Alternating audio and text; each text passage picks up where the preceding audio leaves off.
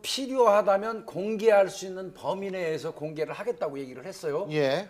이제 물론 청와대에도 출입한 것 자체가 출입자 전체를 공개하는 건 곤란할 수도 있습니다. 그럴 수 있죠. 그러니까 가능한 부분까지는 이제 그 출입자를 공개하겠다고 얘기를 하니까요. 그 부분은 협조는 받을 수 있을 것 같습니다. 검찰에서 수사의 필요성이 느껴진다면 정식으로 그 협조 요청을 하고 그 청와대로부터 받으면 될 것 같은데요. 근데 제 생각은요, 저 11문 그 정문 아니겠습니까? 11문을 통과해서 들어가는 건 사실 최순실 씨가 들어갈 수 있는 자리는 아니죠. 그럼에도 불구하고 제가 판단할 때는 최순실 씨는 그 이영선 씨가 주로 운전을 한 것 같습니다. 제2 부속실 그 행정관이죠. 이 사람이 주로 운전을 했던 것 같고, 나올 때는 윤전추 이제 3급 행정관도 데리고 나와서 요번에 옷 살 때도 데리고 나왔었잖아요. 그런 거 봐서는 제2 부속실에서 최순실 씨를 맡아가지고 에스코트 엔진은 동행을 해준 걸로 보여요. 심지어 좀 더 나가면 제2 부속실의 실질적인 책임자가 최순실 씨가 아니었나 이런 생각도 들고, 더 좀 더 나가면 이영선 씨나 윤전추 씨는 최순실 씨의 비서관이 아니었나 이런 생각이 들 정도거든요.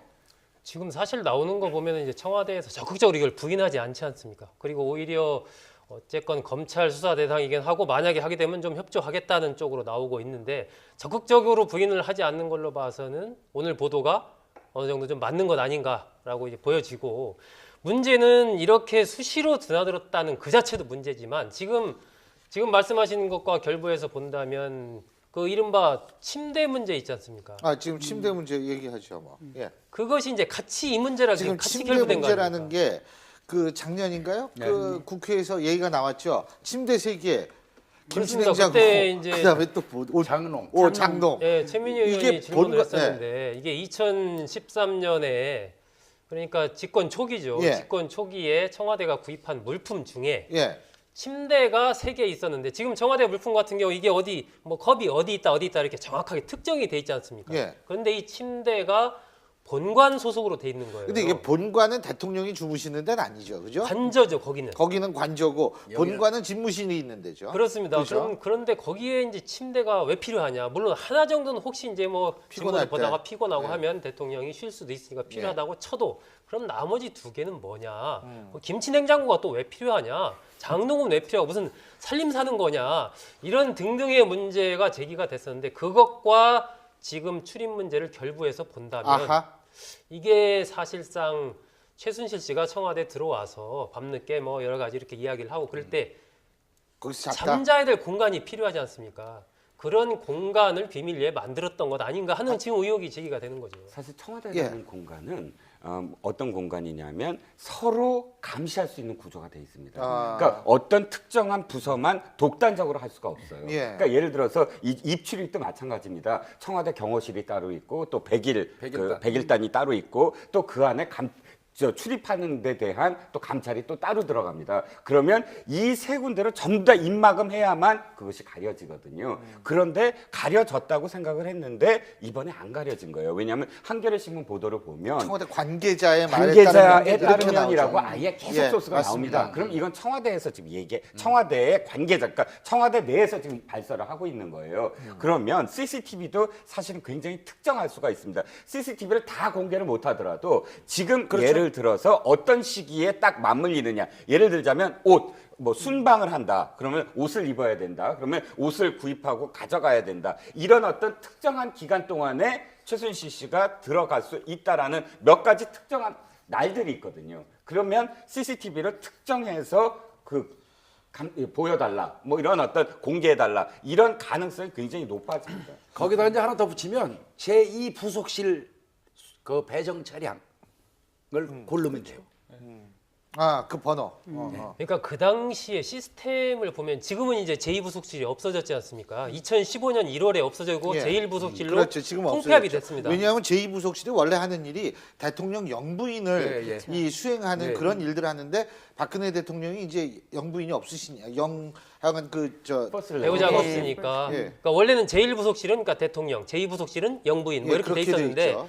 현 정권의 경우에 뭐 대통령이 결혼을 안 하셨으니까 제2부속실이 필요가 없으니까 애초에 이거 없어질 그렇죠. 것 아니냐라고 많은 사람들이 예측을 했는데, 뭐 소외계층의 민원창구로 활용하겠다 등해서 그냥 남겨뒀단 말입니다. 그래서 제2부속실장을 안봉근 비서관이 맡고 제1부속실장은 정호성 비서관이 맡고 이런 체제로 가다가 이른바 십상시 문건 파동이 2014년 말에 터졌지 않습니까? 그걸 계기로 이게 이제 2부속실이 없어지면서 1부속실로 통합이 되거든요. 네. 그런데 그 당시에 민정수석 비서관실 안에 있었던 이른바 청와대 내부 감찰팀 예. 그 팀장이 박관천 경전 아니었습니까? 어. 그 내부 감찰팀의 직속 상관이 누구였나? 우리가 쉽게 생각하면요. 이거 민정수석실 안에 내부 감찰팀이 있으니까 어떤 민정수석이나 비서실장이지 않을까 생각하지 않습니까? 예. 그 직속이 부속실 직속에 그게 있었습니다. 그러니까 시스템 자체가 이 부속실을 중심으로 만약에 지금처럼 저렇게 최순실 씨가 막 드나들고 뭐 기타 등등 해도 내부 감찰을 해서 예를 들면 부속실에 있는 사람들이 주요 감찰의 대상인데 거기로부터 지휘를 받는 식으로 이게 청와대 초기 편제가 그렇게 돼 있었거든요. 그러니까 그런 부분과 지금 저런 이른바 청와대의 난맥상 이런 부분들이 너무 많다 보니까 내부에서도 문제의식이 지금 골마 터지다 보니까 나온 거죠. 그러니까 내부에서도 이제 그런 얘기가 나올 수 있다. 더군다나 그 경비 업무하던 그 101 경비당 소속 그 최순실 씨 검문했던 사람이 그 싸워가지고 당신 누군데 아마 그랬냐고 그랬는 모양인데 좌천됐 때문에요. 그 말이 있죠. 아니 안봉근, 그거는 좌천됐다는 네, 얘기가 있다. 그거는 그 본인들도 확인해주지 않는 내용이고요. 예. 예, 사실 제가 좀 말씀드리기 곤란한데 이거는 사실하고 조금 다른 걸로 알고 있습니다. 그래요? 예.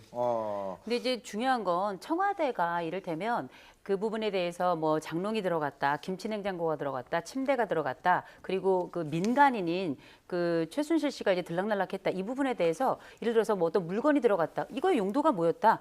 사실 간단하게 문장 하나로도 그 발표가 가능한 거거든요. 예. 그런데 사생활 침해 때문에 사생활 보호 때문에 답변할 수 없다 이렇게만 나오니 사실은 계속 의문을 계속 증폭시키고 있는 거거든요. 아무것도 깔끔하게 심지어는 침대 하나 들어가고 뭐 침대가 3개 들어가고 뭐 김치냉장고 들어가고 그러니까 누가 봐도 좀 이상하고 역대 정권에서는 없었던 일이기 때문에 이런 부분에 대한 설명이 사실 한 문장만 나왔어도 이런 그 사소한 걸로 청와대에 대한 그런 불신이나 의혹이 계속 증폭되진 않는데 답변을 계속 미루고 피하고 있기 때문에 국민들이 가지고 있는 궁금함을 넘어서서 이 분노가 점점 커지는 거거든요. 더 예. 많이 감추는구나, 사소한 것까지 감추는구나, 이 안에는 뭔가 아무것도 내놓을 수 없는 뭔가가 더 있으니 이러지 않겠는가라는 생각을 하지 않을 수가 없는 거죠. 성들의 호의를 받으며 엘리베이터에 오릅니다. 모자를 푹 눌러 쓴 최 씨는 피의자 신분으로 검찰에 소환됐을 당시 복장과 비슷합니다. 지난달 30일 오전 입국한 최 씨는 검찰 출석을 앞두고 이 호텔에서 대책회의를 준비한 것으로 보입니다. 호텔 예약자 명단에 최 씨의 이름은 없었지만 최 씨가 엘리베이터에서 내리는 모습이 CCTV에 찍히면서 행적이 드러났습니다. 최순실 씨가 엘리베이터 타고 내려온 건 맞아요. 어디서 잤는지 몇 호에서 잤는지 누구하고 왔는지 그건 몰라요.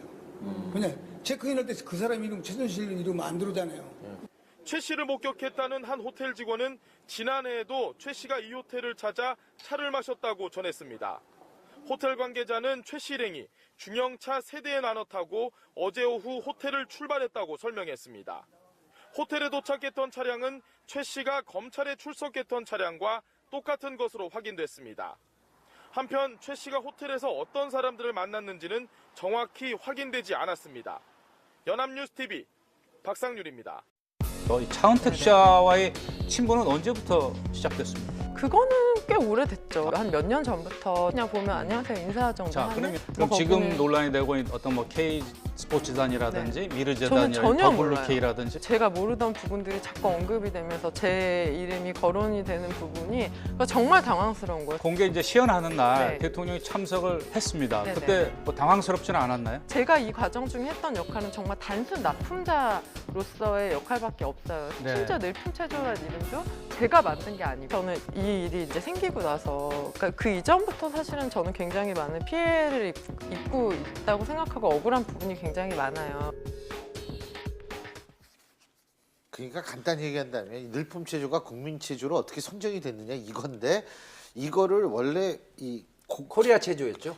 아니 개발한 사람이 정아름씨다 지금 이렇게 됐는데 본인은 아니다 이거 아닙니까? 본인은 뭐 사실 지금 이런 상황이죠. 차은택 씨하고 정확하게 알지도 못하고 실제로는 늘품 체조를 만들지도 돈도 않았고 얼마 안 되는 거를 그냥 춤을 췄는데 내가 지금 다 한 것처럼 돼 있다. 그렇기 때문에 억울하다는 취지로 얘기를 했는데 뭐 저 말이 맞을 수도 있고 뭐 그건 알 수가 없지만 중요한 거는 어쨌든 차은택 씨를 기점으로 해서 그 국민체조에서 늘품체로 바뀐 거는 사실이거든요. 뭐 정아름 씨가 개입됐는지 안 개입됐는지 그건 알 수는 없지만 그 과정에서 차은택 씨는 개입될 가능성이 아주 높아 보이는 뭐 그런 상황입니다.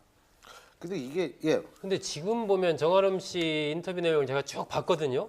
보면 이제 중요한 게 두 부분이라고 저는 보는데 하나는 그러니까 전체 기획이 이미 다 돼 있고 늘품 체조라는 이름도 다 모든 것이 정해져 있는 상태에서 나는 그 체조의 동작만을 개발해 주는 것에 대해서 의뢰를 받았다라는 얘기고 그래서 자기는 그것을 한 것이다라는 얘기고 두 번째는 하지만 누구라고 얘기는 안 했지만 아마 차은택 씨를 얘기하는 것 같습니다. 차은택 씨가 언론에서 어떤 취재 요청이 오든지 그러면 그러니까 정아름 씨가 다 만들어서 기획해서 문화체육관광부에 제안했다고 얘기를 해라라고 누군가 얘기를 했다라는 거예요. 그래서 정아름 씨가 아니 그건 좀 말이 안 될 것 같습니다. 어떻게 제가 그걸 막 이렇게 체조하던 사람이 갑자기 문화체육관광부에 제안을 하고 그게 채택이 돼서 만들어지게 상식적으로 안 되지 않습니까? 라고 반문까지 했는데 그래도 혹시 언론에서 문의 오거나 누가 물어보면 그렇게 얘기해라라고 얘기를 했다는 건데 그게 아마 차은택 씨로 저는 봤거든요. 그 문맥상 인터뷰 문맥상에 본다면 그렇기 때문에 지금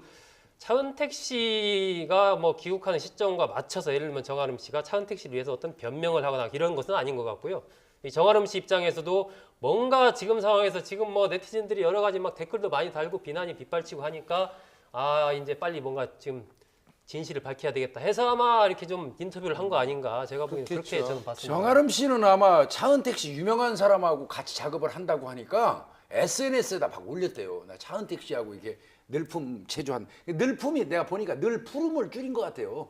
늘품. 이름은 참 독특해요. 늘 푸름을 좀 그 약자로 만드는 것 같은데 그래 막 SNS에 올렸다는 거예요. 예. 나 차은택 씨 유명한 사람하고 이렇게 이거 한다. 그랬더니 차은택 씨가 바로 차은택 씨가 그 운영하는 기획사 쪽에서 즉시 그거 내려라 빨리 SNS. 그래서 신속하게 내렸고 정아름 씨는 그 체조에서 받은 돈이 800만 원이랍니다. 네. 근데 이제 원래 코리아 저 체조 거기에 들어간 돈은 꽤 많지요. 그게 이제 그걸 변경돼서 개발하는 데 들어간 돈이 많다는 그래서 이제 뜻이죠? 그 어떤 그 변환시켜 가지고 어떤 공금을 한 것 같은 그런 이제 느낌이 드는 거죠. 저는 이번 늘품 체조의 그 해프닝이 아니죠. 늘품 체조 사건과 그 다음에 최근 드러나고 있는 이 올림픽 왜 마스코트 바꾸고 평창에서 평창 마스코트 진돗개로 바꾸고 바뀌었다며요. 이 메인 스타디움 바꾸고 하는 근데 그 바꾼 동기가 전부 다 이거 아닙니까? 이미 다 만들어졌는데 이것도 지금 말씀하셨듯이 코리아 체조라고 해서 문체부 산하 그 단체에서 이미 3억인가 해갖고 그걸 만들었는데도 불구하고 거의 다 됐는데 중간에 끼어들어서 또다시 2억 5천이라는 돈을 해서 또다시 만든 거 아닙니까? 근데 마스코트도 마찬가지고 또 메인 스타디움도 마찬가지고 이런 일들이 사실은 사익을 추구하는 어떤 과정, 권력형 비리일 수도 있지만 더 사실은 면밀히 봤을 때 국고 낭비잖아요. 그렇죠. 다 기회비용들 다 들어가서 국고를 낭비한 그 비용들을 전부 다 합산해서 사실은 추궁을 하고 저는 거기에 대해서도 책임을 추궁을 해야 된다. 예. 이게 일종의 이제 권력 비즈니스라고 저는 이야기하는데 이게 최태민 씨가 그 당시에 대한구국선교단을 내세운 모토가 70년대. 이게 70년대 승공입니다. 승공. 예. 공산주의를 우리가 이겨야 된다. 예. 이 모토를 내세웠거든요. 그래서 사람들을 모았는데 지금 본다면 이 최순실 씨를 비롯한 이른바 최순실 패밀리는 문화 융성, 문화라는 것을 내세워가지고 모토는 다르지만 수법은 그때나 지금이나 비슷합니다. 그래서 결국 권력을 얻고 그 권력을 통해서 어떤 공공의 아니면 재벌 기업의 돈들을 끌어당겨서 결국 사익을 취하는 이런 쪽으로 가고 있는데 이번의 경우는 더더욱 제가 보기에는 문제가 좀 더 심각한 것이 예를 들면 대통령이 어떤 자리를 방문했는데 내일도 매서운 추위는 계속됩니다. 서울 아침 기온이 영하 2도로 오늘만큼 춥겠습니다. 다른 지역은 대구가 1도까지 내려가는 등 오늘보다 기온이 낮아서 올가을 최저 기온을 기록하는 곳이 많겠습니다. 모레는 서울 아침 기온이 영상권을 회복하겠고 이번 추위는 금요일부터 풀릴 것으로 전망됩니다. 내일도 대체로 맑은 날씨가 이어지겠습니다. 다만 대기가 건조하겠고 중부지방은 밤부터 차차 흐려져 경기 서해안에 비가 오겠습니다. 또 또 곳곳에 물이 얼고 서리가 내리겠습니다. 내일 아침 기온 서울은 오늘과 비슷하겠고 그 밖의 지방은 오늘보다 1도에서 3도 정도 낮겠습니다. 서울 영하 2도, 청주 영하 1도, 전주 0도, 대구는 1도로 예상됩니다. 낮 기온은 오늘보다는 2, 3도가량 높겠지만 평년보다는 5, 6도 정도나 낮겠습니다.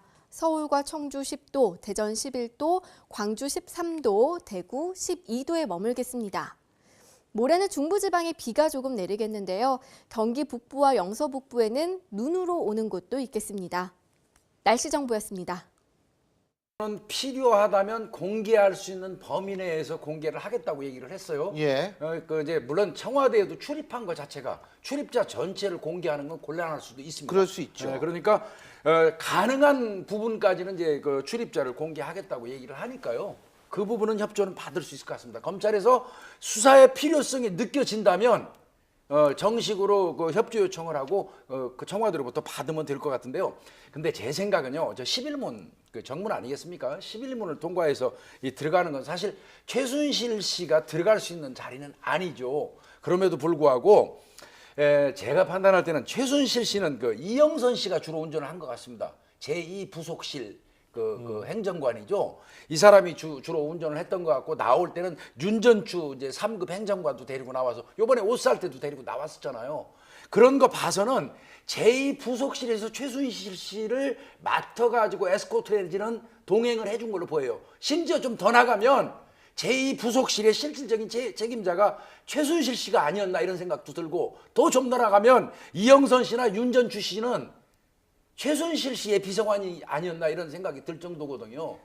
지금 사실 나오는 거 보면 이제 청와대에서 적극적으로 이걸 부인하지 않지 않습니까? 그리고 오히려 어쨌건 검찰 수사 대상이긴 하고 만약에 하게 되면 좀 협조하겠다는 쪽으로 나오고 있는데 적극적으로 부인을 하지 않는 걸로 봐서는 오늘 보도가 어느 정도 좀 맞는 것 아닌가라고 이제 보여지고, 문제는 이렇게 수시로 드나들었다는 그 자체도 문제지만 지금 말씀하시는 것과 결부해서 본다면 그 이른바 침대 문제 있지 않습니까? 지금 침대 문제 얘기하죠, 뭐. 예. 그것이 이제 같이 이 문제랑 지금 같이 침대 결부된 거 문제라는 아닙니까? 게 그 작년인가요? 그 국회에서 얘기가 나왔죠. 침대 3개, 그렇습니다. 김치냉장고, 그때 이제 그다음에 또 뭐, 장롱. 장롱. 예, 최민희 의원이 이게 질문을 본관- 했었는데 이게 2013년에 그러니까 집권 초기죠. 예. 집권 초기에 청와대가 구입한 물품 중에 예. 침대가 3개 있었는데 지금 청와대 물품 같은 경우 이게 어디 뭐 컵이 어디 있다 이렇게 정확하게 특정이 돼 있지 않습니까? 예. 그런데 이 침대가 본관 소속으로 돼 있는 거예요. 근데 이게 본관은 대통령이 주무시는 데는 아니죠, 그죠? 관저죠, 거기는. 거기는 관저고 본관은 집무실이 있는 데죠. 그렇습니다. 그렇죠? 그런데 거기에 이제 침대가 왜 필요하냐? 물론 하나 정도는 혹시 이제 뭐 피곤할 직원을 보다가 때. 피곤하고 네. 하면 대통령이 쉴 수도 있으니까 필요하다고 쳐도 그럼 나머지 2개는 뭐냐? 뭐 김치 냉장고가 또 왜 필요하냐? 장롱은 왜 필요하고 무슨 살림 사는 거냐? 이런 등등의 문제가 제기가 됐었는데 그것과 지금 출입 문제를 결부해서 본다면 아하. 이게 사실상 최순실 씨가 청와대 들어와서 밤늦게 뭐 여러 가지 이렇게 이야기를 하고 그럴 때 거기서 잤다. 잠자야 될 공간이 필요하지 않습니까? 그런 공간을 비밀리에 만들었던 것 아닌가 하는 지금 의혹이 제기가 되는 거죠. 사실 청와대라는 공간은 어떤 공간이냐면 서로 감시할 수 있는 구조가 돼 있습니다. 그러니까 어떤 특정한 부서만 독단적으로 할 수가 없어요. 예. 그러니까 예를 들어서 입출입도 마찬가지입니다. 청와대 경호실이 따로 있고 또 백일단이 따로 있고 또 그 안에 출입하는 데 대한 또 감찰이 또 따로 들어갑니다.